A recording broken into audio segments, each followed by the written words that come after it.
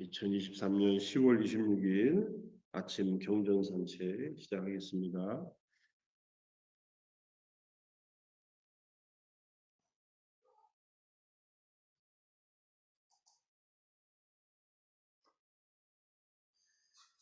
법구경 150번째 개송, 제11장 늙은품 5번째 개송, 잔압바다 깔냐니 루파난다 테리의 이야기입니다. 이분이 누군가는 이거 개송 설명하고 말씀드리겠습니다. 뼈들로 만들어진 도시, 살과 피로 발라졌네. 그곳에 늙음과 죽음 그리고 암환과 위선이 모여있네. 우리의 몸과 마음을 말하는 것입니다. 자, 이 의미는 다음과 같다. 오전 음식과 오후 음식 등을 위한 곡식을 모아두기 위해 도시, 보호받는 구조물이라는 건물을 건설해야 하는데 목재로 발판을 만들고 덩굴로 묶고 진흙으로 반죽을 바르는 것과 같은 방법으로 도시라고 불리는 집이 만들어졌다. 그 내부도 300개의 뼈를 세워서 힘줄로 묶고 살과 피로 바르고 피부로 덮었다.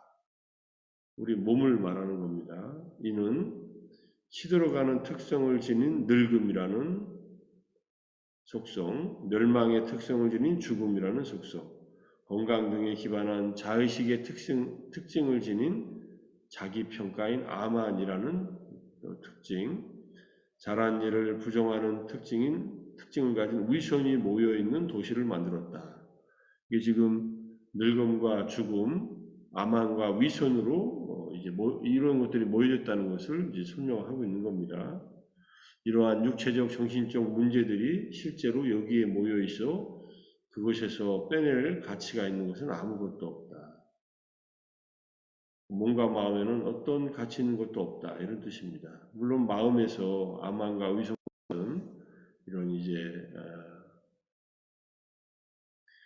번뇌들이 있고 또 몸은 늙어서 죽음에 도달한다는 그런 의미에서 이제 쓰는 말인데 이 개송은 이 잔압바닥 깔냐니 룻바난다. 이 스님 때문에 만들어진 개송입니다. 비구니가 된 난다라는 이름의 3명 중에 한 명인데 잔압바닥 깔냐니는 매우 뛰어난 아름다움으로 인해서 잔압바다 깔냐니라는 별명을 얻었습니다. 잔압바다는 인간이 살고 있는 나라죠. 국가에서 가장 아름다운 난다라는 이름을 가졌다. 우다나 주석서에서는 그녀의 아름다움에 대한 세부 사항을 제공하면서 이런 이름을 정당화하는데 자타카에도 나와 있다는 거. 잔압바다 깔냐니가 누구냐면요. 부처님의 이복 동생인 난다와 결혼하기로 약혼했지만 결혼하기로 정해진 날에 부처님은 난다가 결혼하는 것을 원했는데도 불구하고 난다를 출가시킵니다. 원유하셨다기보다는 강요하셨죠. 거의.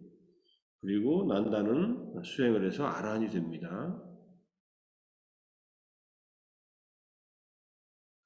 그러니까 이제 결혼식을 올리려고 하는 이 잔압바다 깔량이 난다는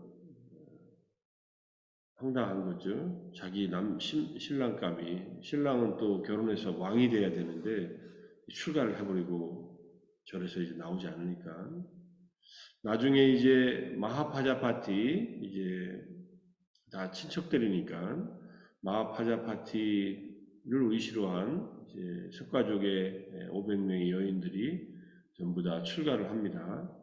그때 잔압바다 깔냐니도 외롭기도 하고 혼자서 기대할 것이 없다고 느껴서 이제 가장 비구니 스님들 중에 가장 연장자이신 부처님의 이모이기도 하고 길러준 엄마이기도 한 마하파자파티 이 스님 아래 이제 출가를 합니다.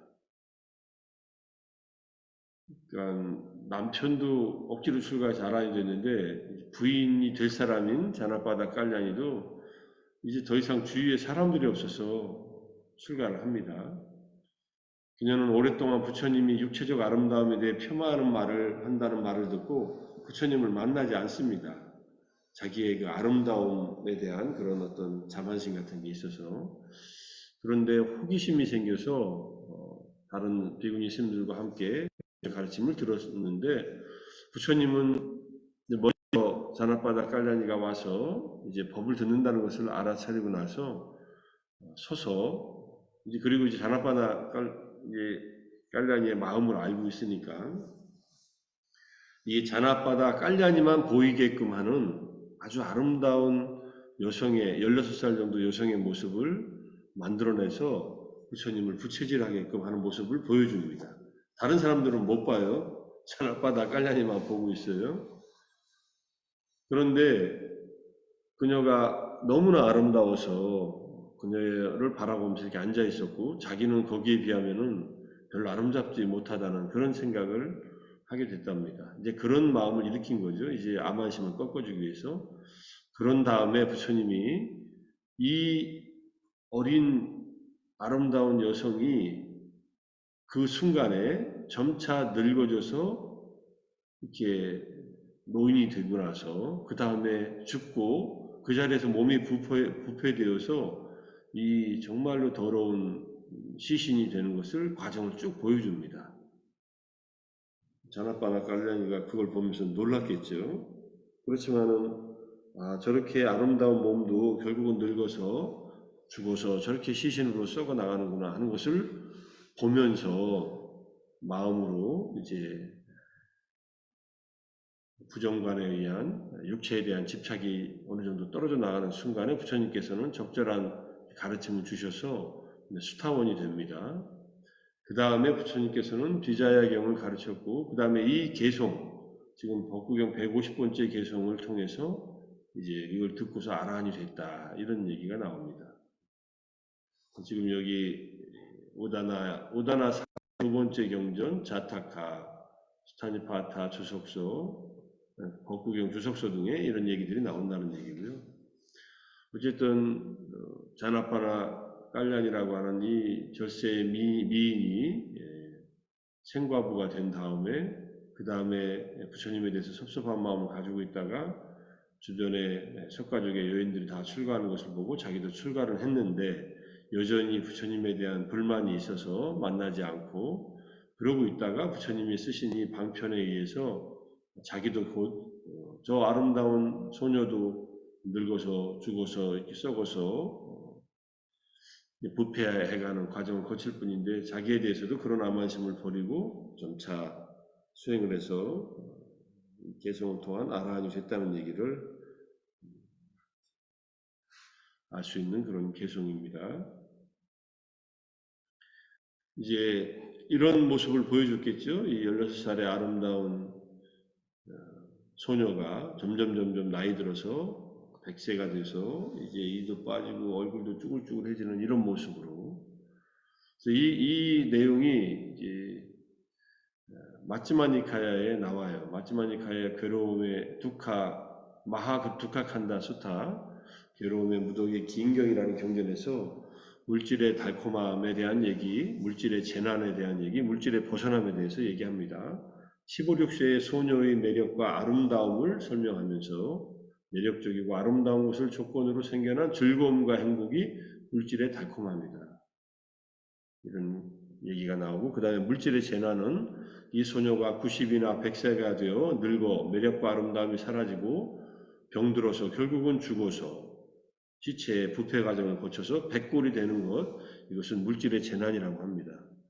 생각해보면 15살에서 늙을 때까지는 물질의 달콤함을 맛볼 수 있다는 얘기입니다. 물론 15, 16세에서 여성이 언제까지 아름다움을 유지할 수 있을 것인가 하는 것은 요즘과 같이 예전에는 뭐 한 5, 60세 정도, 여성 같은 경우는 4, 50세 정도, 그때까지는 아름다움을 유지할 수 있죠. 뭐 곱게 잘 나이 먹으면 이제 더 나이 들어서의 품격 있는 어떤 그런 아름다움도 있겠지만은 어쨌든 물질의 재난이란 이렇게 아름다운 매력적인 그 몸이 결국은 늙어 병들어 죽게 된다는 것. 그래서 물질에 대한, 육체에 대한 열정과 욕망을 제어하고 버리는 것이 물질에서 벗어납니다. 이런 가르침이 이 경전에서 있습니다. 이 경전이 괴로움의 무더기 긴경이에요. 마지막에 1권에 나와 있는 내용인데 지금 설명드린 내용입니다. 그 내용이 쭉 물질의 달콤함은 무엇인가? 15, 16세의 나이로 너무 크지도 작지도 마르지도 살찌지도 검지도 희지도 않다면 그 소녀의 매력과 아름다움은 절정에 이를 것입니다. 아까 부처님께서 신통력으로 잔아빠나 깔냐니 비구니만 보이게 이렇게 그런 아름다운 소녀를 이렇게 만들어내고 부채질을 하게 했다는 그 소녀와 같은 모습이겠죠. 그런데 물질의 재난은 이 소녀가 나중에 80이나 90이나 100살이 되어 늙어서 아름다움은 사라지고 매력과 아름다움은 사라지면서 재난이 드러난 것이 아닌가. 이것도 주님이 그냥 그 자리에서 신통력을 보여준 내용입니다. 또 병들어 고통받고 중병이 들어 시체가 되어 묘지에 버려져 죽은 지 하루나 이틀, 사흘, 부풀고 곰푸르게 되어 문드러지는 것, 시체가 썩는 과정을 다 거쳐서 백골이 되는 것을 이것이 물질의 재난이다. 이렇게 설명을 하는 부분입니다. 자, 몸뚱아리는 이렇다 치자. 이제 결국은 우리가 그렇게 애지중지하는 몸뚱아리는 이렇게 돼버리고 마는데 이 몸을 어찌할 것인가. 몸에 대한 집착에 빠지지 말라는 얘기를 강조해서 하시면서 몸의 속성은 이렇다는 것을 직면하라 이렇게 가르치고 있는 겁니다. 그럼 마음은 어떠냐? 마음에 대해서는 마츠마니카야 1권에 옥감의 비유경이라는 경전이 있습니다. 호유경이라고 되어 있는데 여기에 우리 마음에 16가지 마음을 더럽히는 오염원들, 번뇌들이 있다. 그 중에 이제 이 경전에서는 이 마노, 아만과 그 다음에 막포, 위선가 나와 있죠. 탐욕과 잘못된 욕망, 악의, 분노, 원한, 위선 또는 모욕, 횡포, 약범, 질투, 인색, 허위, 속이는 거, 사기, 고집, 완고한 거, 천면피, 뻔뻔스러움, 그 다음에 암한심, 마노, 그 다음에 아띠마노, 교만 또는 거만, 그 다음에 마도, 도취, 허영, 그 다음에 빠마도, 방일. 이러한 오염원들이 있어서 이러한 오염원에 의해서 마음이 더럽혀지지 않으면 선처에 태어날 수 있다. 이런 말씀을 하시고 몸도 일시적으로 또는 젊었을 때 건강할 때 아름다운 모습을 하고 있다 하더라도 결국은 나이 들어 병들어 죽게 되는 재난을 면치 못하는데 인간의 마음은 암환과 위선으로 가득 차가지고 여러 가지 번뇌에 의해서 속박되어 있다는 것을 보여주는 그런 얘기입니다. 그래서 주석 문헌에 의하면 이제 위선, 횡포, 질투, 인색, 허위, 사기는 예류도에서 끊어지고 수타원의 도회 체험에서 악의, 분노, 원한, 방일 이 네 가지는 불안의 도에서 끊어지고 탐욕과 잘못된 욕망, 고집, 철면피, 암한심, 교만심, 도취하는 마음 이런 것들은 아라한의 도에서 끊어진다라고 이렇게 얘기를 합니다. 결국은 우리가 마음속에 갖고 있는 육체에 대해서는 육체는 결국은 늙어 죽어 그다음에 시신이 돼서 부패 과정을 겪거나 이렇게 그렇게 되지만은 마음은 이 다양한 번뇌 오염원들을 점차 수행을 통해서 극복하지 않으면 안 된다는 사실을 보여주고 있습니다. 암한심 중에서 여기 만호라는 것은 나라는 생각이에요. 나라는 생각은 아란이 되기 전까지는 없어지지 않습니다. 아란이 되면은 사라지죠. 그런데 그 중에서 아띠마노는 교만한 거예요. 그러니까 내가 나에 대해서 더 잘났다라고 생각하는 겁니다. 대부분의 인간들은 이 교만이 있어요. 암한심은 당연히 있는 거고, 약간의 이제 자기 도취적인 생각으로, 아니, 내 인생 이 정도면 됐지, 이 정도면 괜찮지, 이렇게 생각하고 사는 사람들이 대부분입니다. 그게 우리가 말하는 교만. 그 다음에 위만호라는 말이 있어요. 비만이라고, 자기를 비하하는 마음, 암안심도 있어요. 본래 자기보다 더 못났다라고 생각하는 거예요. 자기를 자기보다 못났다라고 생각하거나 자기 자신보다 더 잘났다라고 생각하거나 남들과 비교해서 그 정도 된다고 하는 그런 암안심도 있습니다. 어떤 암안심이든 우리 마음을 불편하게 하고 잘났다고 생각하든 못났다고 생각하든 남들과 같다고 생각하든 이 암안심은 마음을 불편하게 합니다. 그런 마음으로 또 많고 위선이나 또는 모욕으로 모욕이라고 번역하고 위선 약간 다른 번역이죠.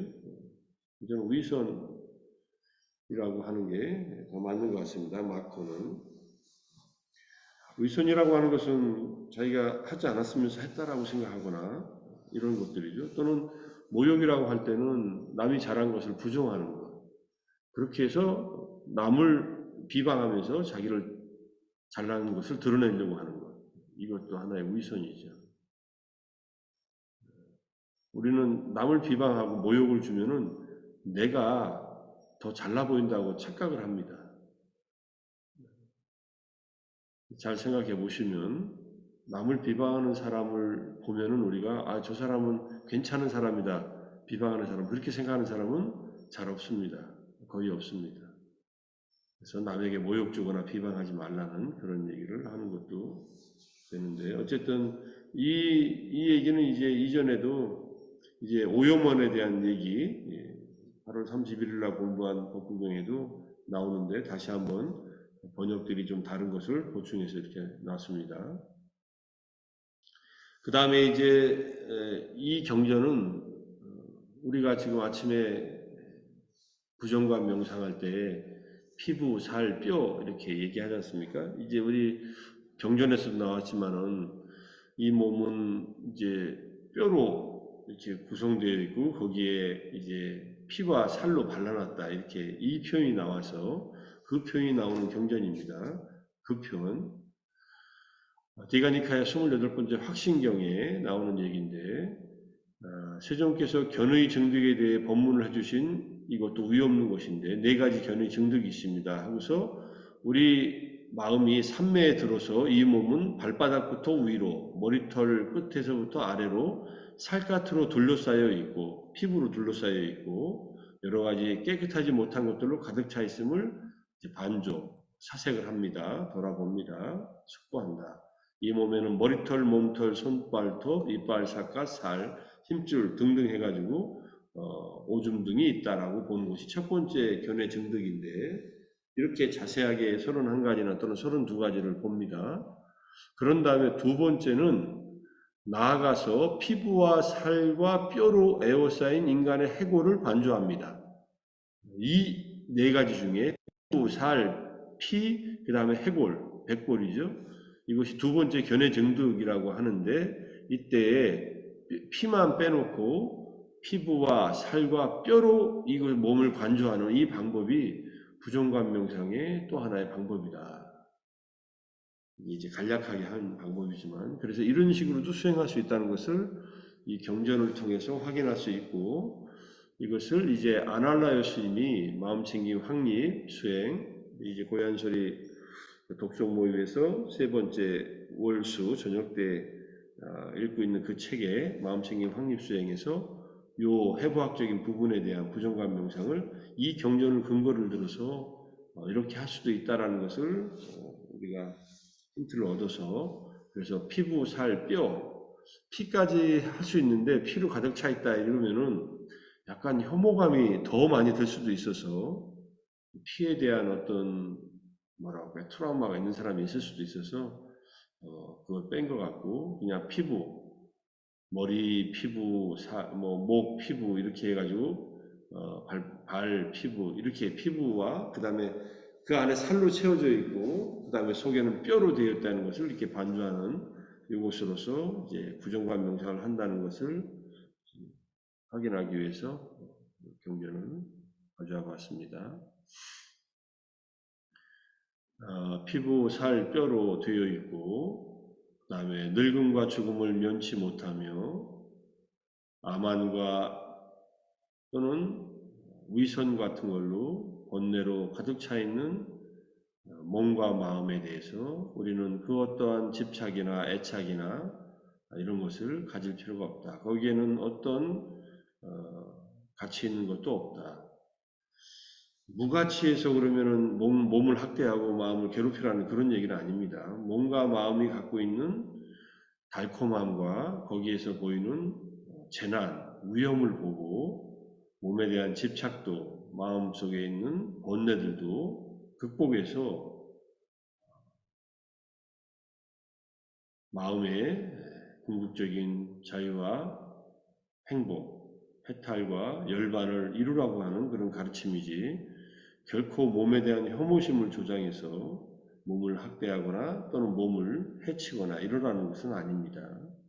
결과로 나타난 몸은 있는 그대로 몸에서 경험하는 즐거움이든 또는 통증이든 있는 그대로 경험하면서 몸에 대한 집착을 내려놓는 그런 대상으로 삼아야지 몸을 학대하면서 단식을 하거나 몸을 고통스럽게 하면서 고행을 하면서 그렇게 수행할 필요는 없다. 이게 불교의 몸에 대한 중도적인 그런 가르침이라고 이렇게 이해할 수 있습니다. 근데 몸에 대한 애착이 너무 강하니까 그 애착을 일단 내려놓는 측면에서 부정관 명상을 가르치셨고 부정관을 통해 집착과 애착을 내려놓고 몸에 대한 어떤 균형 있는 자세를 입장을 취하라는 그런 얘기로 이해하면 될 것 같습니다. 자, 오늘 아침 경전산책 여기서 마무리합니다. 몸에 대한 애착이나 마음에 있는 번뇌들 잘 보고 다스려서 우리도 마음에서 더 많은 선법을 증장시키는 그런 하루가 되기를 다짐하고 또 기원하면서 정진을 볼 것을 마음속에 또 새겨봅니다. 오늘 아침 정진하시느라고 독송하고 경전 산책 공부하시느라고 수고들 많으셨습니다. 감사합니다. 감사합니다. 감사합니다. 고맙습니다. 감사합니다.